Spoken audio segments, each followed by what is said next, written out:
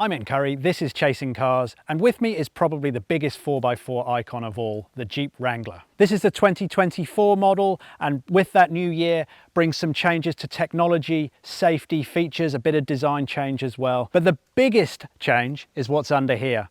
Gone is the V6 3.6 litre Pentastar engine that has served so long in this vehicle, now to be replaced by a 2 litre 4-cylinder turbocharged petrol engine. Next to the old V6, the 4-cylinder is slightly down on power to 200 kilowatts, but torque is up to 400 Newton meters. The question is will your traditional Wrangler buyer want that step down to 2 less cylinders? Will have to remain to be seen, but certainly the change is there when it comes to economy. It's slightly down to 9.9 litres per 100 kilometre in this top grade Rubicon edition, and for the lesser models with slightly less complex 4x4 kit, it's down to 9.2 litres per 100 kilometres. From launch, we are getting 3 different grades of Wrangler. Gone is the Night Eagle that we previously had, that's being replaced by a Sport S.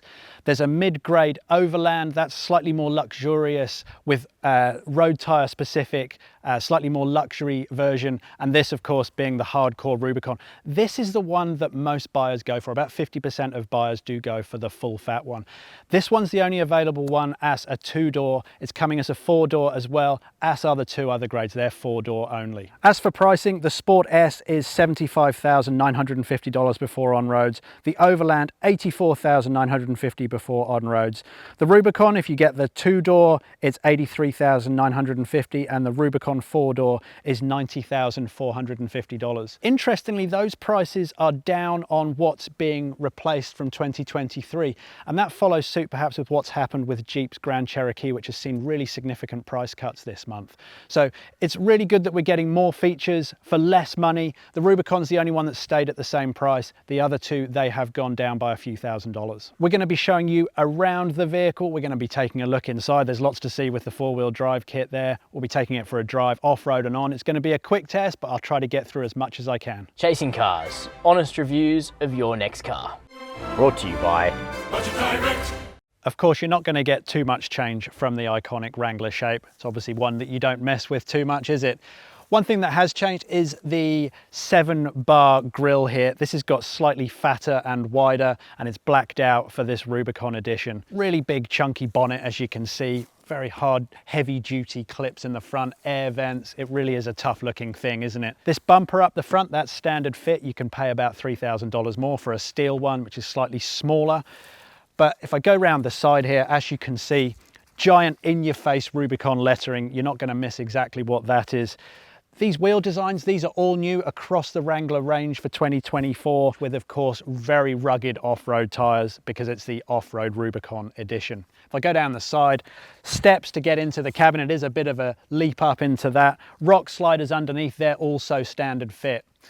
Now the important thing with these Wranglers is you get quite a decent choice of what you do with the roof. Standard fit are these detachable panels. They're a real easy clip system and you can lift these straight off, basically making it convertible. An alternative is a very short canvas sunroof type thing, but my favorite, it does cost $6,500, is an electric canvas roof panel that just with a touch of a button that operates at any speed, that slides all the way back, making it a convertible open air off-roader for everyone sitting inside. It really is a cool feature if you can afford that extra money. I just want to talk quickly about the colors you can get your Wrangler in. Now my favorite, I think, are the Army Special, the kind of military color ones, but if you want a little bit more jazz, as you can see, you can get something pretty spectacular, like this almost chartreuse yellow in-your-face color. I've also been told they're doing a pink one as well for a limited edition, so I don't know if that's going to look too Barbie car, but interesting they're offering it. It'll be interesting to see how many people go for it.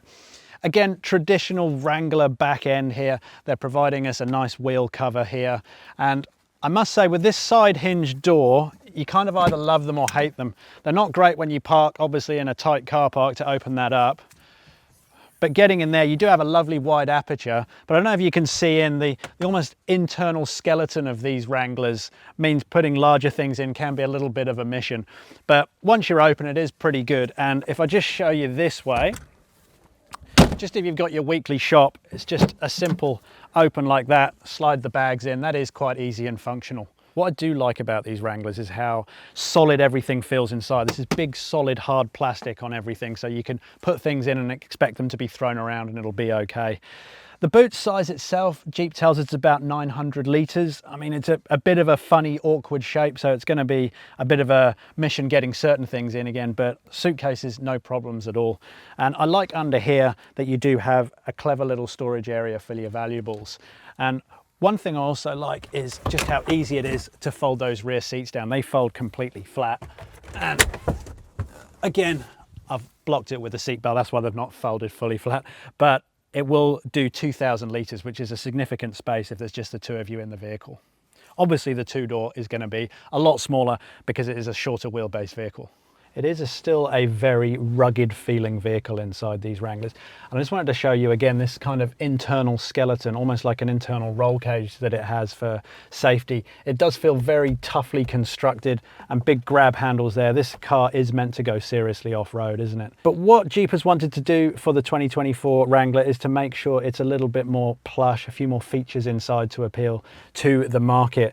And with this Rubicon, we're getting standard Nappa leather seats, which do feel quite supportive and also reasonable quality leather as well.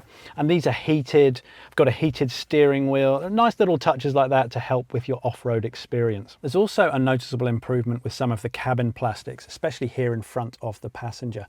In the old one, it was just more of a slabbed panel, but this one's nice and soft, almost rubbery to the touch. And then little touch points like this through the top of the dash. They're not the softest of plastics you'll ever feel, but it is still an improvement over what's gone before. Speaking of improvements, the biggest one has come right in the center here. This is now a 12.3-inch infotainment screen right in the middle, and I've been having a quick play with it. We haven't had too much time to use it, unfortunately, but this will run wireless Apple CarPlay and wireless Android Auto, but you still have to plug your phone in. Unfortunately, there's no wireless charging, but having those functionalities, really good. It feels like a fast screen as well. And one thing we have been told is it's got a special system of when light gets on it, say if you take these roof panels off, it will adjust very fast, very quickly, because you're going to need to be able to see this screen, not just for things like your navigation, but for a lot of the off-road controls, which I'll get into in a second. In front of me, it's not a digital dashboard or anything. I have a small digital area just giving us some driver information, but there's still the nice old analog rev counter and speedo. A very cool little feature is this top mount thing. There's been screws already put in here. Just while I'm on it, you can put a few things up the top here just for easy access, but these little screw points here, you can mount this. This is a quad lock mount that you could put your phone in. So that's a nice little feature already drilled in. Now, for any complaint in this Wrangler, it does still feel like it's a left-hand drive converted vehicle. It seems like it's still prioritized very much for left-hand drive. My footwell down here is quite compromised. I do notice, say, stuff like your handbrake is this side. My shortcut menus for the screen, they're also over this side. So it's just little things like that that might make a bit of difference. As for my center console area, it does feel very rugged. There's good storage, lockable center console, lockable glove box as well, good cup holders. In the door, I've got some rather flimsy net things for holding stuff. I could probably live without those, but it is quite cramped in here, so there might be no other option. It's good that the climate control is still through normal buttons, not through that big screen, so well done, Jeep there. There's lots of control through here, especially for all your off-road stuff. Now, that includes front and rear diff locks. I've got a special off-road plus button. I've got a disconnect my sway bar button if you want for real serious articulation off-road. And then things like hill descent control, all done through these buttons. You don't have to get out of the car, of course, for anything. It's just all done here. Very simple, very easy. It's quite easy. When I say quite easy, it's a bit of a clunk to get in and out of low range. You move into neutral through this rather cool, big, stumpy gear changer here, and then into 2 high, 4 high. You can be in part-time four-wheel drive, you can be in full-time four-wheel drive. It doesn't matter in this car, and then you can move into low range, just very simply with this controller. Another thing that takes a little bit of getting used to is all your electric window controls are through the center here, and that's because they needed to keep the electrics out of these doors because these doors are removable. We can remove them, but obviously you can't drive in Australia with them off. Same as the windscreen, that can be removed, but we just have to limit ourselves in Australia to just removing the roof panel, unfortunately. So the improvement with this big screen is, as standard, we get a forward-facing camera. That's absolutely imperative, I think, for the off-roading this car will do. But also a special off-road page in my menus, and that shows things like my transfer case status, my steering angle, whether my sway bar is connected or disconnected, and my front and rear locking axles. So very clever little things you can move through. You can check out what your pitch and roll is, see exactly what angle you're at. So it's really nice to just sort of navigate through these things when you're off-roading. Bit of a fun for the kids to watch in the back if you like. So I mentioned before these removable panels, and what I like is how very simple it is to do. So if I just do that, and you can see this thing lifts just completely off, and they're not ridiculously heavy. I'd call these things like esky material, so they are reasonably lightweight. You take both of those panels off, you can stow them in the back, or you can keep them at home if you know the weather's going to be good. And what I like is just how very quick and easy I just get that done. No messing around, no faffing, no electrics that could possibly go wrong in the future. There is decent room in the back of the 4-door Rubicon if you want to take the family along with you. I mean, if I have a few complaints, it's that I can't make these seats recline anymore. They don't slide on runners either. But there are some good points. Stuff like the entire interior is hose out. That's very important, you'd think, for a Wrangler owner if you're off-roading. I've got nice little air vents here, easy adjust. I even have a full 240 volt plug socket back here so the kids could charge whatever they want, or you could charge your fridge or your laptop, that sort of thing. Again, little net things, always very useful. And again, my plastics in the back, nice and soft. It's a little bit claustrophobic in the back here without the roof off. I would recommend, again, that lovely sliding canvas roof. That really does give open air travel for backseat passengers. Window switches, again, they're just through this center console here. And if I look down here, I've also got USB-A, USB-C ports, 4 of those in total back here, which is also really great for backseat passengers. Now, we know a lot of Rubicon buyers will be getting this hardcore Wrangler to use sometimes off-road, but a lot of the times on-road. I get it, it's a great status symbol, so it has to perform well on-road as well. And first impressions of this 4-cylinder petrol, it certainly feels perkier than the V6, perhaps not that old school charm that suits the Wrangler so well, but it's certainly responsive. If I put my foot down, there's reasonable response, a bit of lag. I'll maybe put some of that down to the 8-speed gearbox, but I think if I shift into manual control, I should be able to hurry things along on the response front. It's quicker than the V6 too. It'll do 107.2 seconds. That's about half a second faster than before. So it's not a slow car at all, 7.2 to 100. So it moves along at quite a clip. As for handling, well, the Rubicon, of course, with its all-terrain tires, you're always behind the 8-ball a little bit with that. I mean, it's a ladder frame chassis, body on top of that. So it's still a rudimentary vehicle, so you can't expect it to handle like a sports car. So it does roll around a bit, and these tires do run out of grip quite quickly, especially in the wet. You've got to be very careful with these things in the wet on those tires. But there is a technique to driving them, and if you learn how to go into a corner perhaps with a bit more safety, let the car settle and make sure it doesn't slide around, then you can take it at reasonable cornering speed. But again, of course, nothing like a proper monocoque SUV. I've had a try in the range of the Wranglers, including the Overland with its more road specific tires, and it's certainly quieter in that than it is in this Rubicon. It is quite noisy, you get a lot of noise off the tires. The Overland is slightly quieter, but still you're faced with the size and the shape of this car, so it doesn't exactly cut through the air, so you do get some wind noise as well. But Jeep says they've worked on the noise, vibration, harshness for this vehicle, and it's hard to say exactly. I mean, it's still certainly not like a nice, quiet, plush SUV, but at the same time, it's certainly not offensive either, certainly easy enough to live with. On the safety front, it's not besieged with driver aids, so I'm not getting pulled across the road by lane keep assist or anything, but it does have the fundamental safety kit in this vehicle. Perhaps most key is they've now added a curtain airbag, so these Wranglers have 6 airbags. If you remember, they didn't crash test particularly well. They retain their 3-star ANCAP rating, and Jeep says there's no intention to crash it again. So look, it's not going to be the safest vehicle, ANCAP has proved that, but at the same time, you're getting the capability. It's perhaps not fully intended as a family vehicle. The 4-cylinder does feel quite smooth. Like I say, it has good response. But something has been lost from that V6 Pentastar. It's just seen service in the Wrangler for so long, and it does have that feel of Americana about it. This one just feels a bit more run-of-the-mill. But at the same time, I think it's the right engine for this car in 2024. It's certainly got the capabilities. The towing capacity remains the same. It's still under 3 tons, but again, some people aren't that bothered about that so much. But key is it's more efficient. I've been in that V6 and it's not been uncommon to see fuel use up to 15 litres per 100. We've been averaging just over 10 in this on the road, so it's a big improvement at the fuel pump, that's for sure. And in these times, that's certainly the way we should be going. Jeep hasn't been able to give us the figures at the moment, but clearly the 4-cylinder is going to be lighter in the front end of this thing.